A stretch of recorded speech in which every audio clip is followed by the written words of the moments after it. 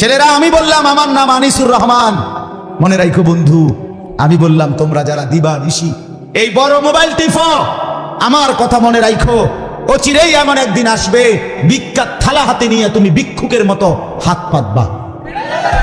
এটা আমার ভবিষ্যৎবাণী, মনে রেখো। তোমার বাপ, তোমার দাদা, তোমার পুরো হায়াত পর্যন্ত থাকতো না। কথা বলেন না কেন? বাপের টাকা নষ্ট করতেছ, যার যেই টাকাটা অনাদরে অবহেলায় বেহুদা এইভাবে শেষ হচ্ছে। প্রতিটা টাকার পিছনে অজস্র ঘাম জড়িত আছে। একটা টাকাও মাটির তলের থেকে উঠে নাই, কষ্টের ঘাম ঝরিয়েই পয়সা রোজগার করে। ঠিক কিনা বলেন না কেন? তুমি করো আর তোমার বাপই করুক আর তোমার ভাই করুক, দেশে থাইকা করুক আর বিদেশের জমিনে করুক, এক একটা টাকা উপার্জনের পিছনে কষ্ট আছে কিনা বলেন না? তো তুমি সেই কষ্টের টাকা, এই রক্ত পানি করা টাকা, ঘাম ঝরানো টাকা এইভাবে নষ্ট করে দিলা। এই নর্তকী দেখতে দেখতে, ছবি দেখতে দেখতে, উলঙ্গ নাচ দেখতে দেখতে। আহা, আমরা পড়ছি একবার কিতাবে, ইতিহাসে, এক নবাব, এই উপমহাদেশের এক হিন্দুস্তানের এক নবাব, তার একটা ছেলে একটা মেয়ে ছিল। নবাবের বহু জমি ছিল, নবাব তো নবাবই। ছেলেটা একদিন তার একজন কর্মচারী মেসের কাঠি, কথাটা মনোযোগ দিয়ে শুনে, মেসের কাঠি ধরাইছে। ধরাইবার পরে মেসের কাঠি ধরাইলে বারুদ, ওই যে মেসের কাঠির আগার মধ্যে যে বারুদ থাকে, এটা আগুনটা নিভে গেলে বারুদের একটা গ্রান আছে, বুঝিনি আমি, বারুদের একটা গন্ধ আছে। এই নবাবের পুত তে কর্মচারীকে বললো যে বারুদের গ্রানটা তো খুব দারুণ রে, সে আবার ধরাছে আরেকটা কাঠি, হেতে আরেকটা কাঠি ধরাইছে, হে আবার বারুদের গ্রান নিয়েছে, আবার ধরাছে। এইবার তার কাছে এটা মজা লাগছে, নবাব দাদা যে এবার তারে নিয়োগ দিছে, কার্টুনের পর কার্টুন ম্যাসের কাঠি আনে, ম্যাস আনে, হেতে শুধু ধরায়, আর নবাব জাদায় শুধু ওই বারুদের গন্ধ কি করে নাকে শুধু, হেতে তেটে ভালো লাগে। আমি গিরবেন এর বালটা নবাব না, আমরা তো নবাব জাদাই। মেয়েটা, নবাবের একটা মেয়ে বাজারে গেছে কাপড় কিনতে, গজ কাপড়, তো দোকানদারে কাপড় যে গজ কাপড় কাইটা দেয় কেচি দিয়া, এমনি একটা ফুঁস দিয়া এমনি একটা টান দেয়, ঠিক কিনা বলেন না? এমনি টান দিলে একটা আওয়াজ হয় কিনা একটা আওয়াজ। এই নবাবের মেয়ে দিতেছে দোকানদারে, আপনার এই যে কাপড় টান দিয়ে ছিঁড়লেন, আওয়াজটা তো খুব সুন্দর, আবার কাটেন তো দেখি আরেকটা, আবার কাটছে, আবার শুনছে। এইবার সে দাসীকে বলছে, থানে থানে কাপড় আনে, আর বলছে তোর কাম হইলো শুধু এই কেচি দিয়া কাটবি ছিড়বি, কাটবি ছিড়বি। নবাব দাদা, খোদার কসম কিতাবে আমি নিজে পড়ছি, এই নবাবের এক ছেলে ম্যাসের কাঠির বারুদের অপচয়, আরেকজন অনর্থক কাপড় কাটার এই অপচয় করতে গিয়ে শেষ পর্যন্ত নবাবের সমস্ত জমিদারি শেষ হয়ে এই দুই সন্তান ভিক্ষার থালা হাতে নিয়ে মানুষের দুয়ারে হাত দিচ্ছে।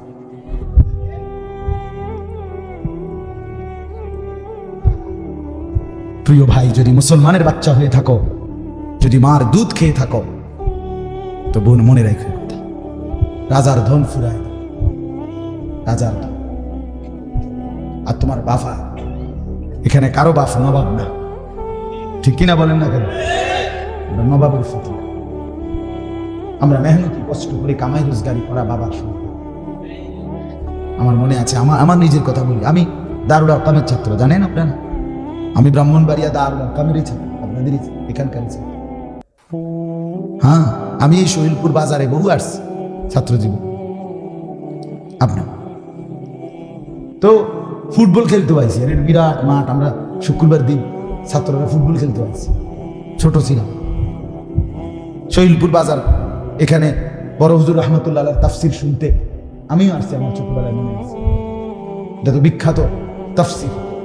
তো আপনার ছোট্টবেলায় 5 ভাই মাদ্রাসায় পড়তাম, 3 ভাই, বউ, আব্বা প্রাইমারি স্কুলে মাস্টারি করতেন, মসজিদে নামাজ ইমামতি করতেন, খুব অল্প টাকা বেতন পাইতেন।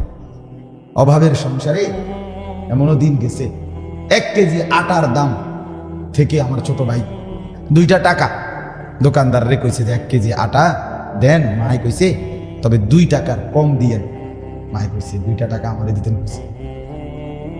1 কেজি আটার থেকে 2 টাকার কম দিয়া এই 2টা টাকা দিয়ে ভাই মাদ্রাসা ফিস। হ্যাঁ, আমি একবার কুমিল্লা ট্রান্সপোর্টে করে শাসনগাছার থেকে আমি দারুল আরকাম আসতেছি আপনার, তখন আমরা ঘাটুরা 1 নম্বর গ্যাস ফিল্ডের সাথে একটা ভাড়া বাড়িতে মাদ্রাসা ছিল। আমি একেবারে প্রথম ছাত্র, প্রথম যেই বেস দিয়ে সর্বপ্রথম যেই জামাত দিয়ে শুরু হয়েছে দারুল আরকাম, মেড্ডা পীর বাড়ি হুজুরের বাড়ির পাশে, আমি ওই সময়কার ছাত্র। তো 1992-93 সালের কথা। তো কুমিল্লা ট্রান্সপোর্টে আমারে মানে আসছি যে আমি আমার টিফিন গাড়ি বাড়ির মধ্যে করে 3টা বাটিতে তরকারি, গোশত, ডিম এগুলা রাইন্দা দিছে ভাই। মাদ্রাসাতে এসে খাইতাম। এই গাটুরা স্টেশনে আইসা যখন নামছি, বাসের থেকে নামতে গিয়ে ছোট মানুষ বাড়িটা সহ লাভ দিয়ে নামতে গিয়ে পড়ে গিয়া বাটিটা খুললা তরকারি সব করে গেছে রাস্তা। আমি এমন কান্না কাঁদছি, অজরে কাঁদছি, আহারে আমার মার কষ্টের বানানো তরকারি পড়ে গেছে। অভাবের সংসার থেকে মা কষ্ট করে এইটুকু তরকারি দিছে তেল লাগে, সেই জীবন। তাইলে বাপ, প্রত্যেকটা মানুষ আজকের এই বাপদেরকে জিজ্ঞাসা করো, ছেলেরা কষ্ট করে কামাই করা এই পয়সা, সেটা তুমি 300 টাকা দিয়ে চুল কাটো, 500 টাকা দিয়ে চুল কাটো, তাও ইহুদিদের বেঈমানের কত রঙের কত ভঙ্গের জামা পরো। একটা বড় মোবাইল পাইয়া তুমি মা ভুলে গেলা, বাবা ভুলে গেলা, আল্লাহ ভুলে গেলা, নামাজ ভুলে গেলা, দুনিয়া ভুলে গেলা, শুধু নারীর ছবি, নর্তকীর নাচ, জিনা ব্যভিচারের দৃশ্য। হায় হায় বন্ধু, এতেই মজা পেয়ে গেলা। তোমার ভবিষ্যৎ কি? তোমার আখেরাত কি? তুমি কি কবরে যাইবা না? তুমি কি মরবা না? এজন্য যে ছেলেরা বসছে বাপ, আমার জিন্দেগির ফিকির ছেলেদেরকে নিয়ে, মুসলমানের নওজওয়ানদেরকে নিয়ে আমি অনুরোধ করলাম প্রত্যেকের কাছে, ভাইয়া দয়া করে মজলুম মুসলমানের, সারা পৃথিবীর মজলুমানের রক্তের বদলা যদি নিতে হয়, আমার যুবক ছেলেদেরকেই দাঁড়াইতে হবে। নওজওয়ান, তোমরা না আগাইলে ইসলাম আগাবে না। তোমরা জীবন বাজি না রাখলে আল্লাহর দ্বীনের জন্য লড়বে কে বাপ? খুন ঝরবে যুবকের, কলিজার খুন ঝরবে।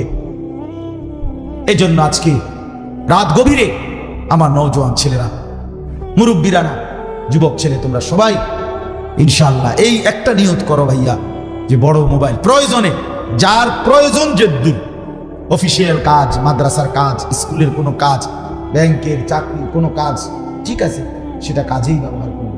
বাকি ফালতু অনর্থক শুধু ছবি দেখার জন্য, নাচ গান দেখার জন্য আমরা এই বড় মোবাইল ব্যবহার করব না।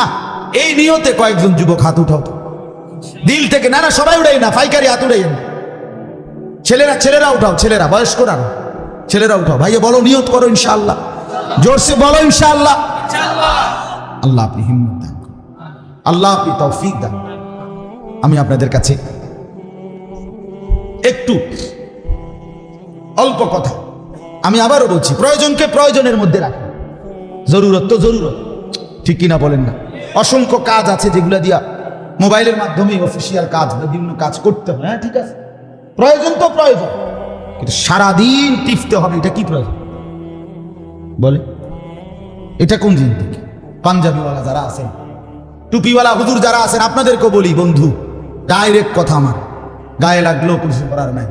বাকি টুপিওয়ালা পাঞ্জাবিওয়ালাও যদি মাদ্রাসার তালিব ইলম উস্তাদ হোক আর যেই হন, বড় মোবাইলে যে আসক্ত, আমনে মনে রাখেন, আমনেরই দিয়া কোনো কাম হইতো না। আপনি উদয় বাতে খাইবেন আর বউ ফেলবেন, এই খাইয়া দাইয়া হইয়া থাকবেন আর কি, আর মোবাইল টিপবেন। আপনাকে দিয়ে পৃথিবী গড়বে না, আপনাকে দিয়ে উম্মতের ফায়দা হবে না। উম্মতকে বাঁচাইতে হইলে, মুসলমানের এই খামখেয়ালিন গুনার মধ্যে হাবুডুবু খাওয়া মুসলিম সমাজকে বাঁচাইতে হইলে উম্মতের উলামায়ে কেরাম তাদেরকে আগের চাইতে 100 গুণ বেশি দিবা নিশির মেহনতের ময়দানে ঝাঁপাইতে হবে। আলেমের আবার রাত কি, আলেমের আবার দিন কি? 23 বছরের পুরা ওয়ারিস যে, আদম থেকে ঈসা নবীর সমস্ত আম্বিয়াদের ওয়ারিস যে, তার আবার অবসর কথা বলেন না কেন? আমনে মোবাইল টিপনের টাইম ফান কেন? আপনার অপশন কি আলো? রাসূলুল্লাহ সাল্লাল্লাহু আলাইহি সাল্লাম, আমরা কি শুধু নবীজির আখিরি নবীর ওয়ারিস? ওলামায়ে কেরাম আদম থেকে মুহাম্মদ সমস্ত আম্বিয়াদের ওয়ারিস। এ কি খামখেয়ালি কথা? এ কি ছোটখাটো ডিউটি?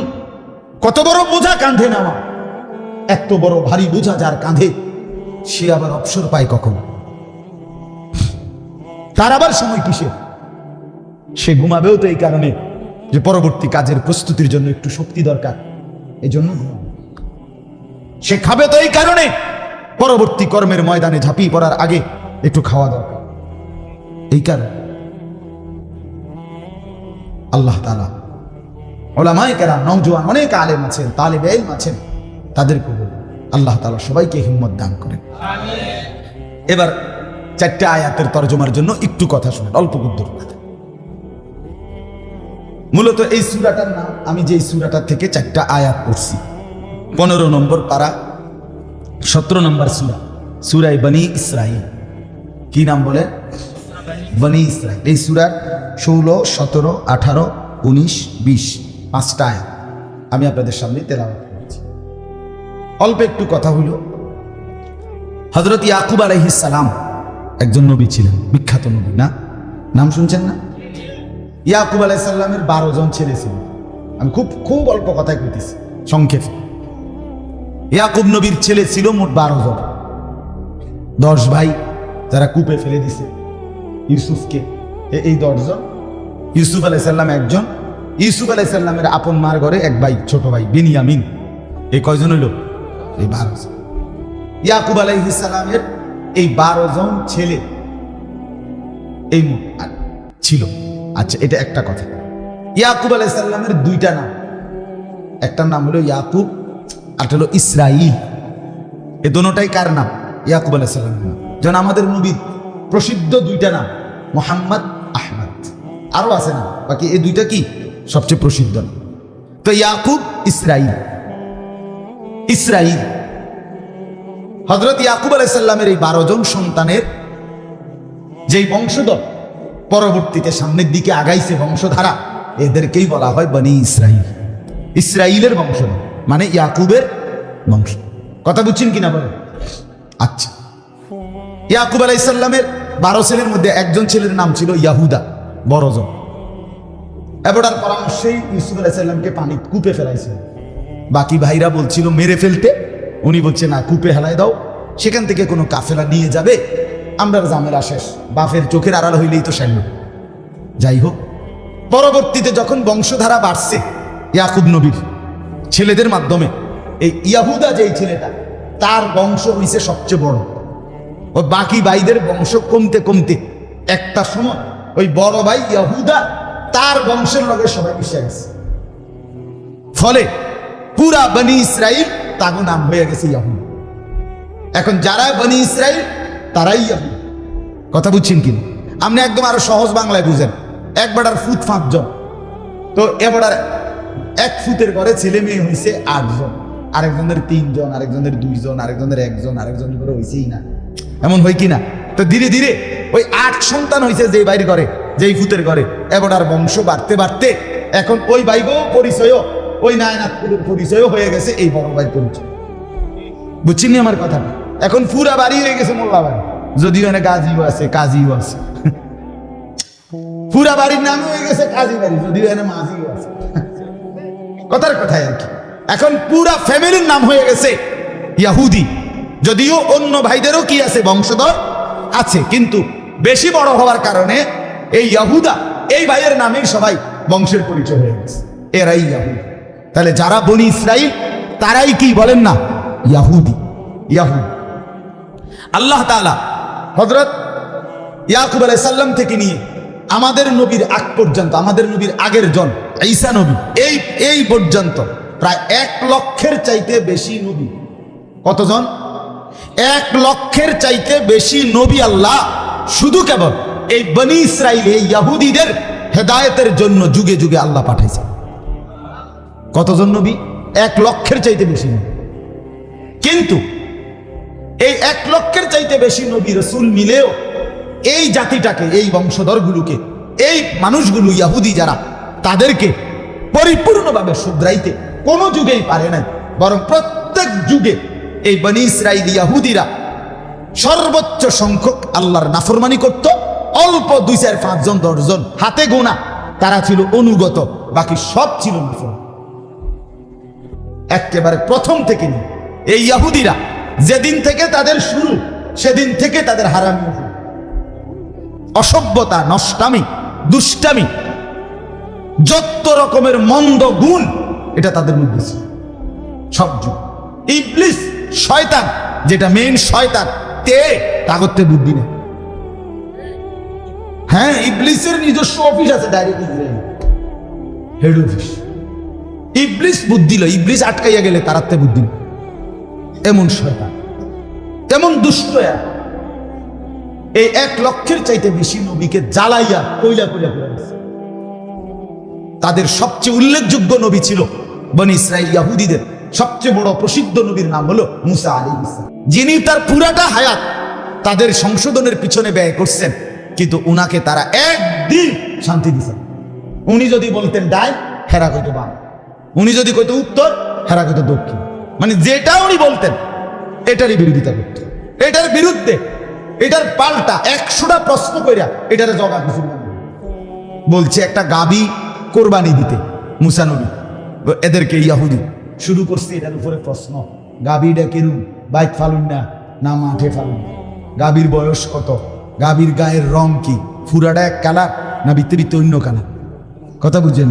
আচ্ছা, যদি হয় সাদা তো, বা মনে করেন গোলাপি, তো গাঢ় গোলাপি না হালকা গোলাপি।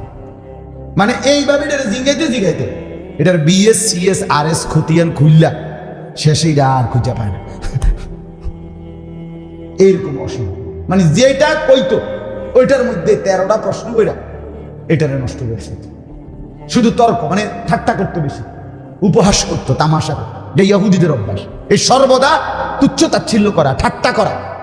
আসে আরে কিরে তুই কিতা করস বুড়ি। আমাদের অনেক ছেলে দেখেন 3টার সময় বাইরে, রাত 10টা বাজে, কয় ঘন্টা কথা কয় না, 7 ঘন্টা বাইরে বলে গেল তুই এমনি বুঝলে তো পৃথিবী শেষ হয়ে যাবে। কথা বুঝছেন না? ডেলি যদি একটা ছেলে 7 ঘন্টা ঘুরে, এতে তো পৃথিবী শেষ হয়ে যাওয়ার কথা।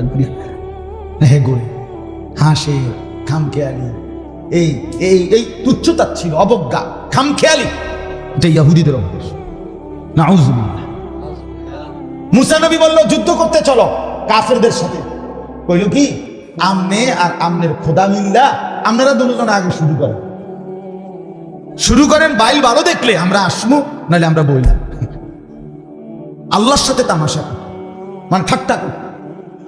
আল্লাহ কোরআনে বলছে, বালাউনাহুম বিল হাসানাতি ওয়াস সাইয়্যাত, ইহুদিদেরকে আমি কখনো সুখ দিয়া কখনো দুঃখ দিয়ে দোনোভাবে পরীক্ষা করছি, দোনো অবস্থাতে তারা আমার নাফরমানি করছে। যখন অঢেল সম্পদ দিছে তাদেরকে আল্লাহ ইহুদিদেরকে, তারা কইতো কি জানেন? কোরআনে আছে, ইন্নাল্লাহা ফাকিরুন নাহনু আগনিয়া, আল্লাহ হলো ফকির, আমরা হইলাম ধনী। আল্লাহ বলেন এরপরে অভাব দিয়া, দারিদ্রতা দিয়া ভিক্ষার থালা হাতে উড়াই দিছে। এবারে মানুষ জিগা কিও নাই, মাতবুরি, বুঝেন নাই কথাটা? অঞ্জেকার ভিক্ষা করো, কয় এবার বলে কি, ইয়াদুল্লাহি মাগলুলা, আল্লাহর হাত ছোট হইয়া গেছে, হেবড়ার দ্বারে নাই। আল্লাহ বলে যে সুখে রেখে চাইছি, তাও উল্টা, দুঃখে রেখে চাইছি তাও। এই অজাত, এরকম নিকৃষ্ট। আমার বন্ধু জুলুম কেমন ছিল তাদের? জুলুম ছিল এত নিকৃষ্ট, জালেম। আহা, 1 লাখের চাইতে বেশি নবী রাসূল যাদেরকে আল্লাহর দিকে ডাকছে, আরে আজকে তো মুসলমানকে মারতেছে। এই বেঈমান সেই বেঈমান যারা সরাসরি আল্লাহর নবীদেরকে, বনি ইসরাইলের অগণিত নবীকে এই ইহুদিরা সরাসরি জবাই করে ফেলছে। কসম খুবই, কোন বর্ণনা আছে প্রায় 400 নবী জবাই করছে। কত বড় নিকৃষ্ট কাফের, কত বড় নিকৃষ্ট মুসলমান ভাবত। এরা হল ইহুদি। পৃথিবীর সমস্ত বদভ্যাস, মন্দ গুণ এদের। পৃথিবীর সমস্ত সুদী কারবার, সুদী মহাজন, আন্তর্জাতিক ভাবে সারা বিশ্বব্যাপী যত সুদী কারবার, সবগুলোর মূল প্রবক্তা, উদ্যোক্তা ইহুদিরা। আমরা বইতে পড়ছি ইহুদিরা আপনার সুদ দিছে, সুদের টাকা সুদ করতে পারে নাই দেখা ওই বেটার, আমি নিজে পড়ছি কিতাবে, ওই বেটার গোশত শরীরের থেকে কাইটটা রেখে দিছে। সুদের টাকা দিতে পারবে না। উঠা ভাই, খারাই উঠাও, এই অপদার্থ, খারাই উঠাও, খারাই উঠা বেটা। এতক্ষণ লাগে বললাম কলিজাটা মানে নিয়ে বের কোন আমারে না, আপনাদের বিবেকে কি বলে বলেন না বাস। আমি এতক্ষণ লাগাইয়া কারে বলছি, এরপরে কি আর দুঃখটা মানে মন্দারে? সে এখানে বসে বসে ঘুরে ঘুরে এটারে ভিডিও করতে, তুই মানুষগুলোর ছবি উঠে কি ফায়দা?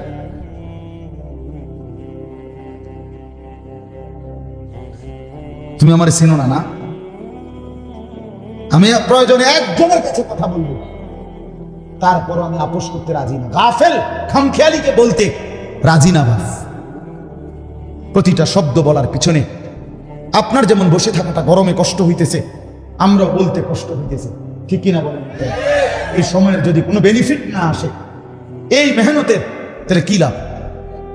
এনে কি বক্তা ইন্টারভিউ লন যাই যে 3 দিনে 12 জন হুজুর ওয়াজ করছে, এবার আমরা মিলে বলিয়ে চাই কার কাছে কোন হুজুর ভাল লাগছে।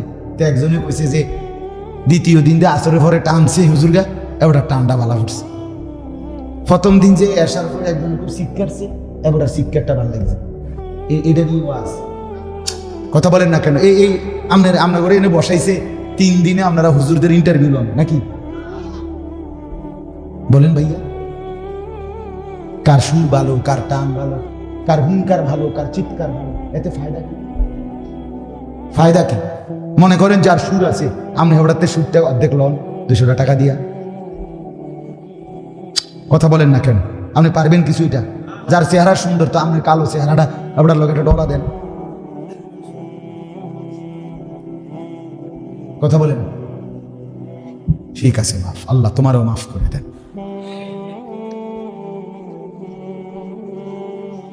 চলেন তো, এই ইহুদিরা আপনার সর্বযুগে নবীদেরকে কষ্ট দিছে। এরপরে আসেন দ্রুত আমরা সংক্ষেপে চলে আসি আমাদের নবীর কাছে। আমাদের নবী সাল্লাল্লাহু আলাইহি সাল্লাম মক্কা থেকে হিজরত করে কই গেছিলেন কন্ত? এই মদিনায় যাওয়ার পরে সেখানে গিয়ে দেখছেন 3টা ইহুদি গোত্র ছিল। কয়টা গোত্র? বনু নাজির, বনু কাইনুকা, বনু কুরাইজা, ইহুদিদের গোত্র। এই 3 গোত্র নবীজিরও চূড়ান্ত যন্ত্রণা কষ্ট দিয়েছে, কষ্ট দিয়েছে। নবীজিকে দাওয়াত দিয়া নিছে, নিয়া ওয়ালের পাশে আপনার বয়াইছে। এখানে তার উপরে একটা লোক ঠিক রাখছে পাথর নিয়া, মোহাম্মদকে আমরা নিয়ে বসানো ছাড়ি দিয়া তুই উপরের থেকে পাথর ছেড়ে মোহাম্মদকে হত্যা করবি। এই বেঈমান, এই ইহুদি। জিবরাইল আইসা বলছি ইয়া রাসূলুল্লাহ, আপনি সব এখানে বসবেন।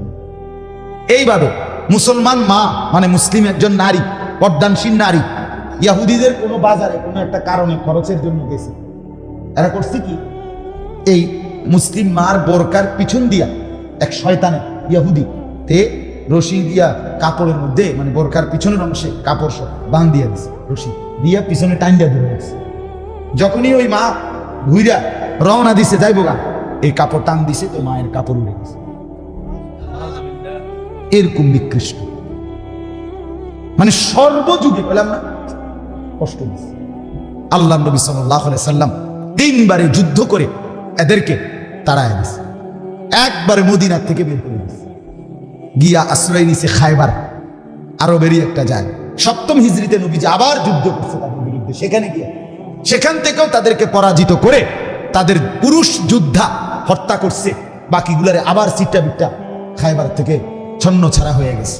নবীজি মৃত্যুর পূর্বে একটা ভবিষ্যৎবাণী করে গেছিলেন, বলে গেছিলেন একটা কথা, আখরিজুল ইয়াহুদা মিন জাজিরাতিল আরব, আরবের সীমানা থেকে ইহুদিদেরকে বের করে। হযরত ওমর যখন 2য় খলিফা হইছেন, ইসলামের 2য় খলিফার নাম কি?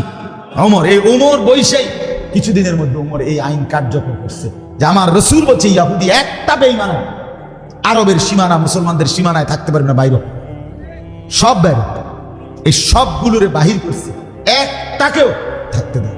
সেই ওমরের জামানায় তারা ইহুদিরা আরব থেকে বিতাড়িত হয়ে ইউরোপ, এই আজকের America, England, Britain, British, London ওদের ওইখানে গিয়ে আশ্রয় নিছে খ্রিস্টানদের লগে। কদ্দুর অসহায়ের মতো, গুচ্ছ গ্রামের মতো, সন্ন সারা বাদাইমা, হ্যাঁ আপনার এদের মতো গিয়া আশ্রয় নিছে দীর্ঘদিন। আর আসতে পারে নাই। 1909 খ্রিস্টাব্দে মুসলমানদের খেলাফত, উসমানী খেলাফত যখন পতন হইতে শুরু করছে সারা পৃথিবীতে, প্রথম বিশ্বযুদ্ধের আগে পরে পরপরই মুসলমানদের হাত থেকে সারা বিশ্বময় যেখানে খেলাফত ছিল, শেষ খেলাফত উসমানী খেলাফত, সেটা ছুটে গেছে মুসলমানদের। এরপরে আরব দেশের ছোট ছোট দেশ নতুন করে তৈরি হয়েছে।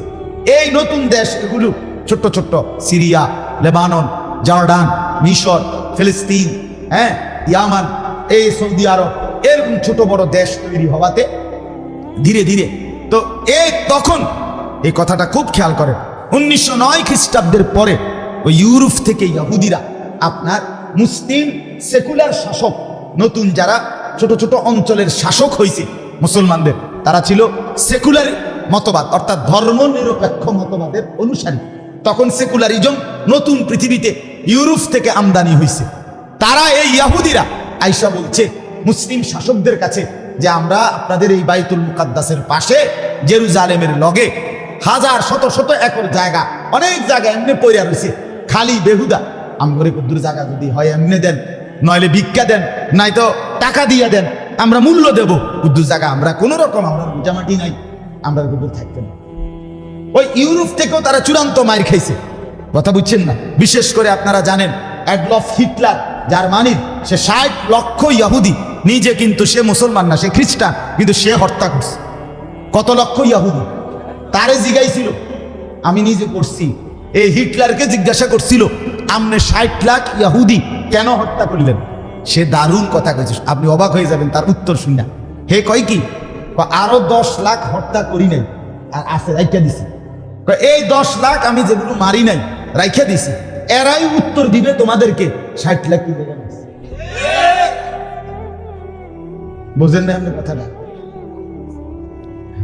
মানে এই 10 লাখের যন্ত্রণা তখন তোমরাই মনে করবা হিটলার মাইরা তো লাইছিলাই, এ কোনা খান কিনলে গে রাখতে, ক্ষেতটা তো তুমি সাফ করছিলা, কোনাটা কিনতে রেখে দিলাম, এই ডাকাত কিনলে গে তুই রাখলা, বুঝছেন? এই জন্য সে বলছিল পরে 10 লাখই আপনাদেরকে বুঝাই দিবে, উত্তর দিবে আমি আগের থেকে লেগে মারছি। এরকম মানে মুসলমানদেরকে যন্ত্রণা দিছে, খ্রিস্টানদেরকে যন্ত্রণা, কাউরে শান্তি দেয় না, সোজা কথা কাউরে। তারা নিজেরা ছাড়া আত্মকেন্দ্রিক, বাকি কারো প্রতি তাদের আন্তরিকতা, কারো প্রতি। এই আজকের আমেরিকা সবাই আগাইয়া লাফাইয়া সহযোগিতার জন্য আসছে, একবারে এখান থেকে হামলা হতে না হতেই ওইখান থেকে রণতারি, এরপরে মার্কিন প্রেসিডেন্ট, মার্কিন পররাষ্ট্রমন্ত্রী, এরা সব আসছে ইসরায়েলের ইহুদিদেরকে সাহায্য করবে। খোদার কসম, সুখে সুযোগ পাইলে এই ইহুদি এদেরকেও ছাড়বে না, কোনো সন্দেহ, কোনো সন্দেহ। বাকি আমেরিকা বুঝে নাই, খ্রিস্টান বিশ্ব বুঝে নাই যে প্রতিপক্ষ মুসলমান। এরা ভুলে গেছে মাত্র 3 বছর হয় নাই, এখনো 2-3 বছর হয় নাই। আমেরিকা তুমি আইসা ইসরায়েলকে সাহায্য কইরা তুমি ঠেকাইবা, ইসরায়েলকে জিতাইয়া দিবা, তুমি যে কি বেড়াই তোমরা জিতুই না, তোমরা পারলে তো তোমরাই আফগানিস্তানের সাথে পারতা, তো তোমরা এখান থেকে ভাগ্যা গেলা কেন? কথা বলেন না কেন? তোমরা ভাগ্যা গেলে কেন? অতএব তোমরা ভেগে গেলে কেন? আফগানের মুসলমান থেকে ভেগে গেলে কেন?